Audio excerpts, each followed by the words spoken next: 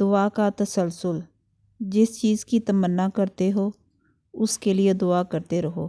ممکن اور ناممکن صرف انسان کے دماغ کا تصور ہے، اللہ کے لیے کچھ بھی ناممکن نہیں۔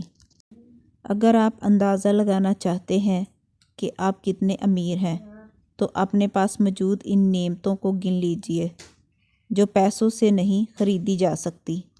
حضرت علی رضی اللہ تعالیٰ عنہ فرماتے ہیں، انسان کی فطرت ہے، لا حاصل کے لیے روتا ہے اور حاصل کو رلاتا ہے۔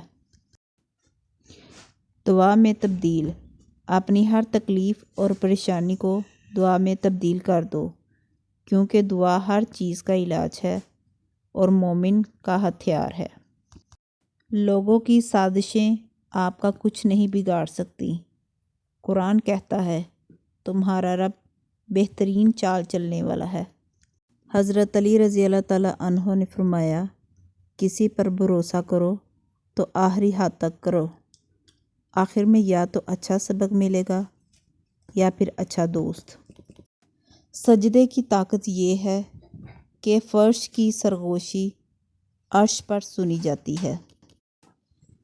حضرت علی رضی اللہ تعالیٰ عنہ نے فرمایا، وقت، دولت اور رشتے یہ وہ چیزیں ہیں جو ہمیں مفت ملتی ہیں، مگر ان کی قیمت کا پتہ تب چلتا ہے جب یہ کہیں کھو جاتی ہیں۔